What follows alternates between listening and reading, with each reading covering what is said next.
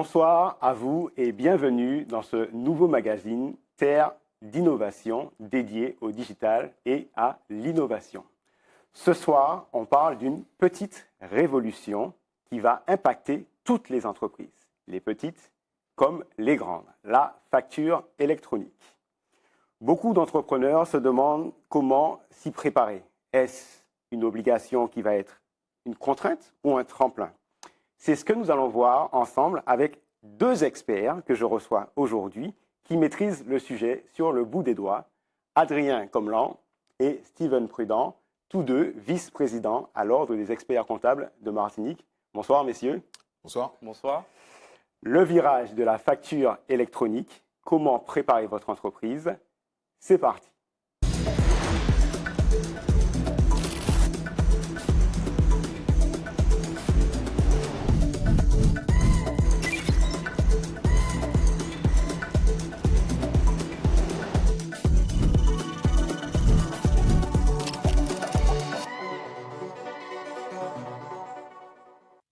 Adrien Comlan, vous êtes vice-président de l'Ordre des experts comptables. Pour commencer, est-ce que vous pouvez présenter brièvement qui vous êtes et puis rappeler votre rôle? Alors, Adrien Comlan, donc je suis expert comptable et effectivement, je me suis engagé au sein de l'équipe en tant que vice-président, surtout autour des questions du numérique. Très bien. Steven Prudent, même question pour vous, votre rôle et puis est-ce qu'il se complète par rapport à celui d'Adrien? Exactement, donc Steven Prudent, également expert comptable. Donc je suis le vice-président de l'Ordre des experts comptables avec Adrien sur des parties du numérique et un petit peu de régalien aussi au sein de notre ordre. Très bien. Alors, ce que je propose, c'est qu'on rentre dans le sujet de la facture électronique. Peut-être d'abord avec vous, Adrien. De quoi on parle? Quelles sont les bases? Et puis, pourquoi ça devient obligatoire, cette facture électronique? C'est quoi concrètement? Alors, je pense qu'avant d'entrer dans le détail, on pourra rappeler, vous l'avez fait, mais que c'est une réforme d'ampleur. Une réforme qui va concerner les grandes entreprises, les petites, les très petites entreprises, les entreprises qui ont des salariés, qui n'ont pas de salariés. Donc, on est vraiment là sur une réforme qui va impacter en profondeur tout le tissu économique. De quoi on parle? On parle d'une réforme qui va modifier la façon dont nous allons transmettre nos factures. Jusqu'à maintenant, on pouvait envoyer une facture par mail. On pouvait même, on le voit encore, transmettre une facture papier. À partir de cette réforme, les entreprises qui voudront envoyer leur facture devront passer par une plateforme, une PA, une plateforme agréée. Et donc, c'est cette plateforme qui va transmettre la facture à la plateforme du client. Et donc, le client pourra aller sur sa propre PA, sur sa propre plateforme, pour récupérer la facture en question. Donc, on a deux dates à retenir. Septembre 2026, où là, toutes les entreprises devront être en capacité de recevoir ces factures électroniques. En clair, on devra avoir choisi, sélectionné sa plateforme, sa PA avant septembre 2026. Et septembre 2027, où là, toutes les entreprises, les petites comme les grandes, devront être en mesure d'envoyer leurs factures via cette plateforme. Alors, j'ai une question pour Steven. Quel est l'impact attendu quand on sait aujourd'hui que la moitié des entreprises, ce sont des micro-entreprises qui sont d'ailleurs parfois sans expert comptable? Exactement. Alors, en Martinique, on sait qu'on a 97% des entreprises qui sont des TPE, donc très petites entreprises. Donc, l'idée avec cette réforme, qui est avant tout fiscale, c'est de professionnaliser les pratiques déjà. Donc, déjà, dans un premier temps, les entreprises vont apprendre à se structurer et à savoir comment elles organisent leur process au niveau de la facturation et également organiser leur process au niveau de la réception des factures. Donc, c'est une donnée très importante et je pense que c'est en ça que c'est une opportunité. Après, comme l'a rappelé Adrien tout à l'heure, on a deux grandes dates qui vont arriver. Donc, l'idée, c'est de se préparer à l'arrivée de ces grandes dates. Donc, déjà, on sait que fin de l'année 2025, on commence à parler de la facture électronique à son expert comptable. Début 2026, l'idée est de choisir la plateforme parce qu'il y a beaucoup d'offres qui vont arriver. Bien, donc, on en parlera. Cette fameuse plateforme agréée. Okay. Et puis ensuite, l'idée, c'est qu'on va devoir savoir comment est-ce qu'on va facturer soit à d'autres entreprises. Donc à ce moment-là, on sera sur du invoicing, donc de la facture électronique. Et si on a des clients particuliers, on sera sur du e-reporting, donc un autre système également qui va arriver. Donc, alors, on va revenir sur ce sujet, mais en entendant déjà tout cela, moi, la question que j'ai pour vous, Adrien, c'est est-ce qu'il est possible de ne pas se conformer? Ce serait quoi les risques qu'une entreprise décide de ne pas aller vers la facture électronique? Alors non, là, on est sur une obligation avec un système de pénalité. Alors, cette réforme est clairement une réforme à visée fiscale. Le but premier de cette réforme, c'est de limiter la fraude à la TVA. On peut maintenant la voir soit comme une contrainte, soit comme une opportunité pour revoir son organisation, comme Steven l'a précisé, et profiter de cette opportunité pour renforcer l'efficacité et la compétitivité de nos entreprises. Et Steven, alors je sais que ça vous tient à cœur, la lutte contre l'exercice illégal. Est-ce que ça veut dire justement que cette facture électronique, c'est aussi la possibilité de mieux structurer la relation entre les entreprises et les experts comptables et de sécuriser finalement les pratiques économiques en Martinique notamment? Oui, la lutte contre l'exercice illégal, ce n'est pas un enjeu corporatiste, c'est un enjeu stratégique pour l'économie de la Martinique de façon générale. Donc la facture électronique va laisser moins de place aux activités occultes, à l'économie souterraine et aux activités non déclarées, parce qu'il y aura de la traçabilité. Les experts comptables sont des partenaires de confiance et également ils attestent la conformité des process. Donc c'est pour ça qu'en somme, qu'ils seront consultés et qu'ils seront un acteur incontournable dans le cadre de cette réforme. Donc nous, on est déjà prêts, on est déjà équipés, on a déjà suivi un certain nombre de formations. Il faut savoir qu'il y a eu des reports successifs, mais bien avant déjà l'annonce de ces reports, nous étions déjà préparés. Nous travaillons le sujet, donc nous sommes prêts à accompagner les entreprises dans ce virage d'importance pour eux. Juste pour imaginer, je ne sais pas si vous avez le chiffre, Adrien, mais on parle de combien d'entreprises qui, aujourd'hui, en Martinique, n'ont pas vraiment de structuration comptable et vont devoir finalement faire ce virage? Alors, on n'a pas de chiffre précis. On a grosso modo 50 000 entreprises. On a évalué, parce qu'on discute beaucoup avec les services fiscaux, on a entre 15 et 18 000 entreprises qui vont devoir faire l'objet d'une attention particulière. Bon, et Steven, vous aviez commencé à en parler. Je pense que les entrepreneurs qui nous regardent se posent la question, comment on fait pour commencer? Alors, sans rentrer dans trop de détails techniques, mais par où on commence quand on est un entrepreneur et qu'on veut faire cette transition vers la facture électronique? En fait, on a deux grands niveaux d'entreprises. Celles qui sont déjà digitalisées et avancées dans le process déjà de digitalisation, qui ont pris l'habitude de numériser leurs factures, d'attacher les justificatifs de façon électronique à leurs documents.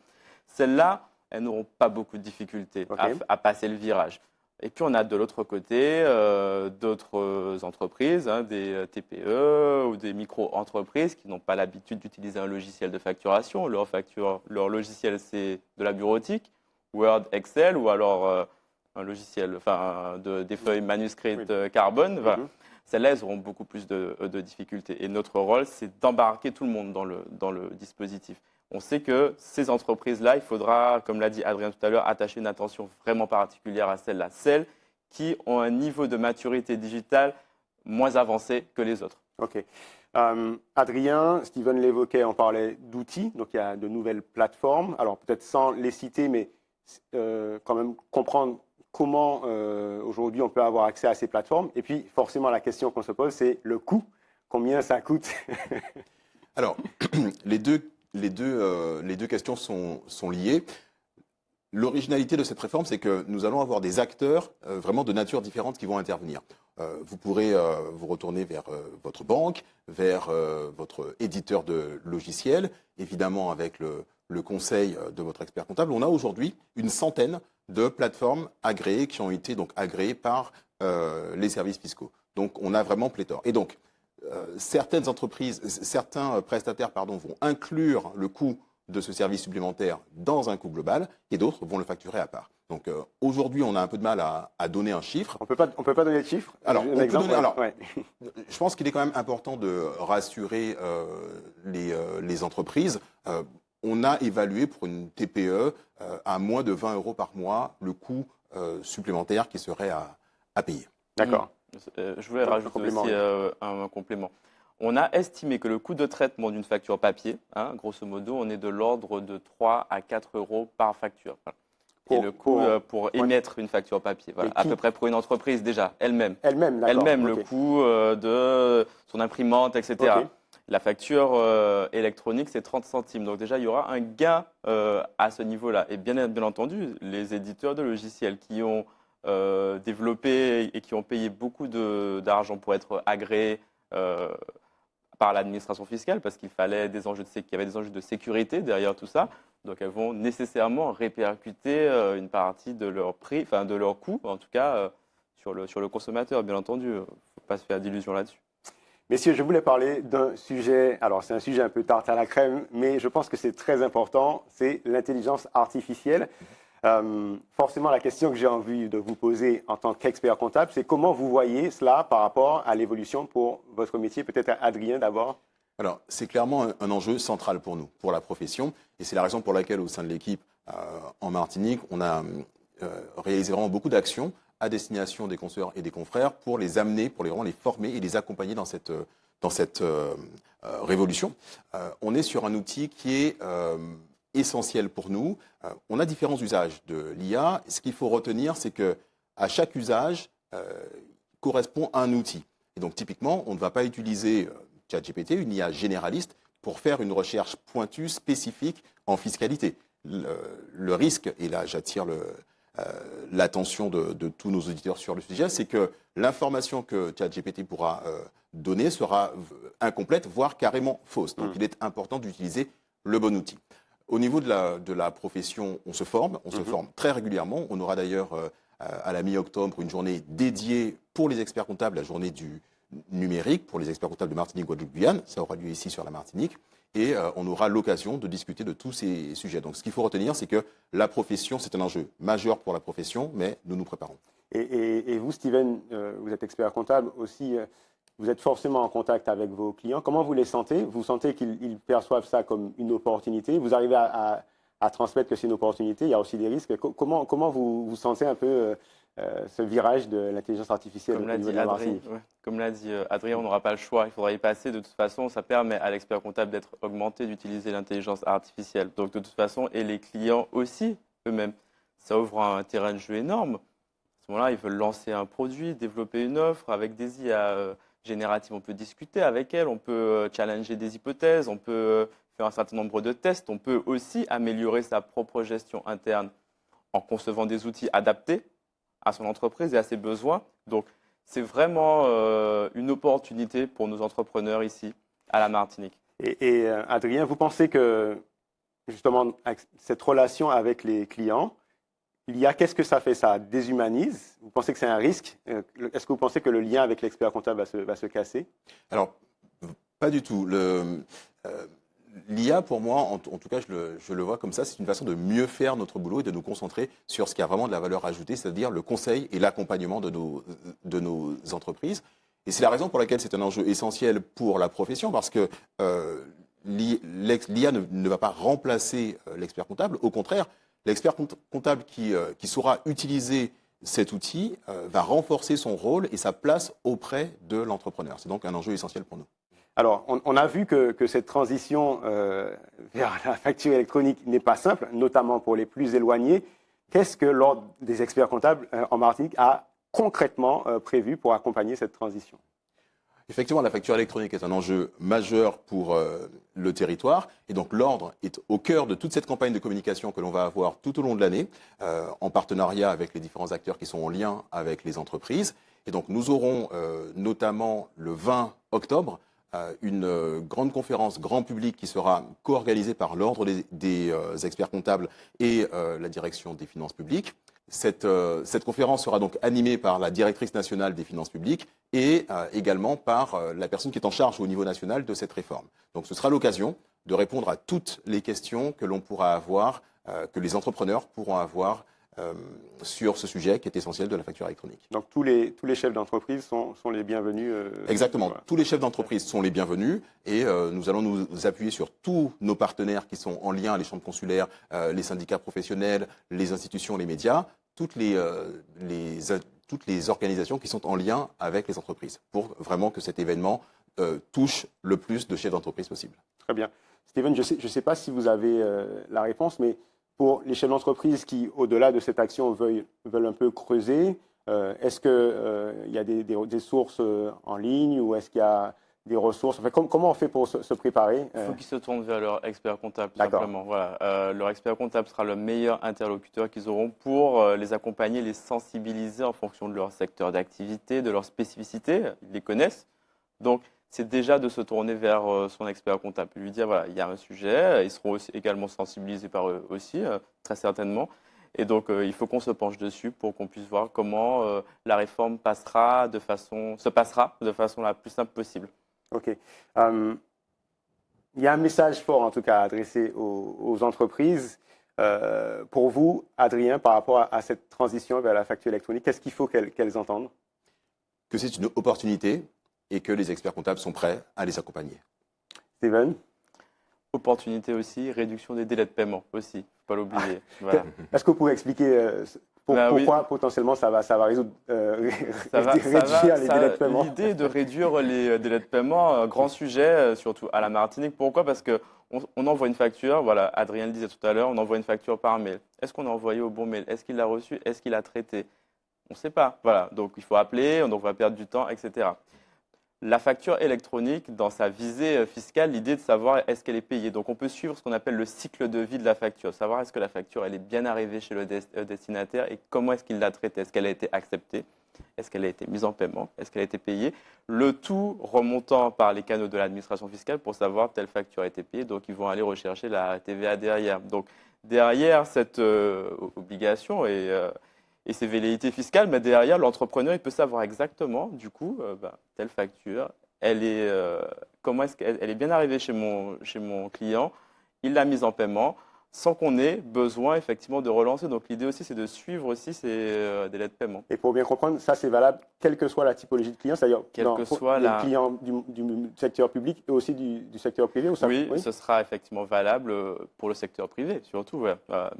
C'est la nouveauté avec la facture électronique. C'est déjà valable à peu près avec Chorus Pro sur le secteur public. Mais en tout cas, c'est la grande nouveauté. Donc, ça permettra de savoir, parce qu'il y a un certain nombre d'obligations, en tout cas, qui devront, dans le cycle de vie de la facture, qui devront être proposées par ces plateformes. Donc derrière, on pourra suivre ça et on espère bien réduire ces fameux délais de paiement qui gangrènent aussi l'économie chez nous. Très bien. Alors, Adrien Comlan, on l'a dit au départ sur le calendrier, mais j'aimerais quand même qu'on reprécise de nouveau ce calendrier parce qu'effectivement, il faut se préparer, notamment pour les entrepreneurs qui ont des petites entreprises, donc Steven Prudent le disait, qui représente la majorité des entreprises en Martinique. Donc, pour bien comprendre le calendrier, est-ce que vous pouvez bien le rappeler? En effet, parce que ça va arriver rapidement. Donc, oui. Septembre 2026, donc là, dans moins d'un an, nous devrons avoir choisi notre plateforme agréée. Et septembre 2027, nous devrons tous, petites comme grandes entreprises, être en mesure d'envoyer nos factures de vente par ce canal. Dans quelques secondes, je vais vous présenter la masterclass pour vulgariser un sujet. Je remercie mes invités, Adrien Comlan et Steven Prudent, tous deux vice-présidents à l'Ordre des experts comptables de la Martinique. Merci beaucoup. Merci. Merci à vous. Et tout de suite, la masterclass.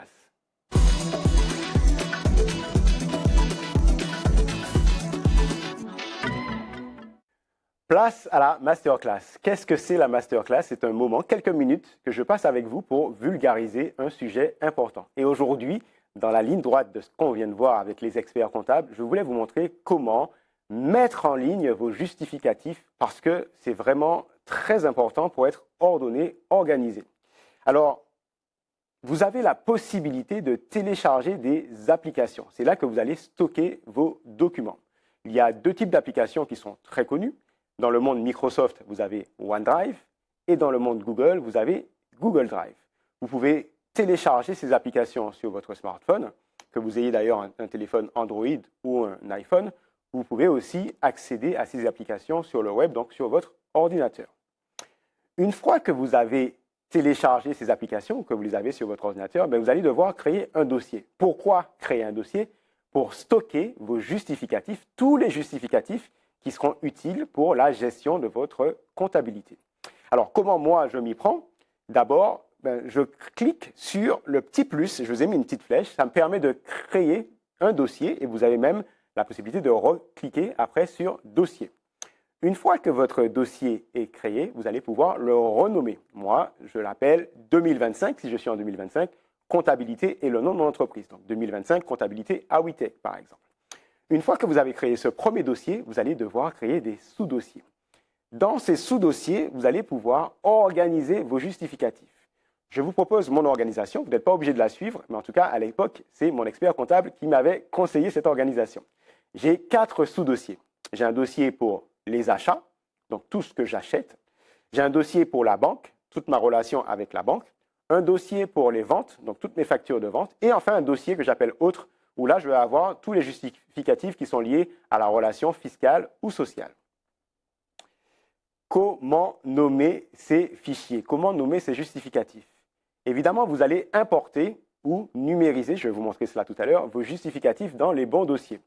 Mais un conseil que je vous donne, c'est de ne pas lâcher comme ça vos justificatifs avec le nom d'origine. Il faut renommer vos fichiers.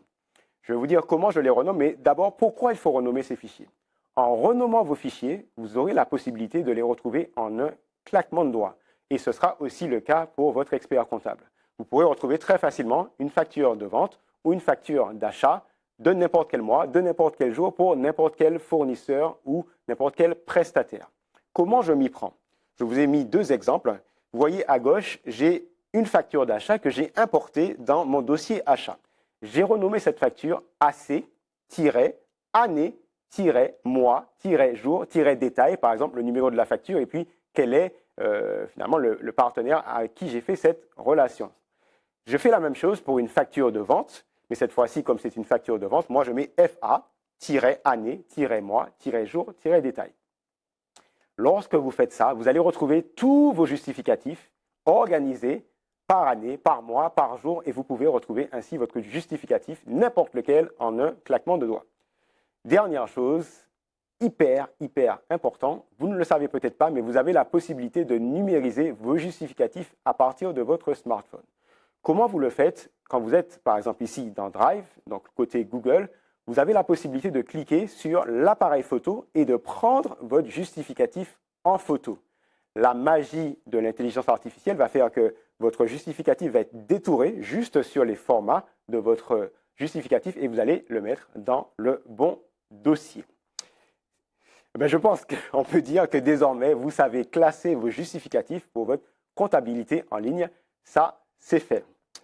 On arrive à la fin de cette émission Terre d'innovation. C'est fini pour ce soir. Je remercie David Torres à la réalisation. On se quitte ici. Bonsoir. Je vous dis à lundi prochain, 20h10 ou 23h30. Et puis, restez connectés sur les réseaux sociaux de Zitata. Bye bye.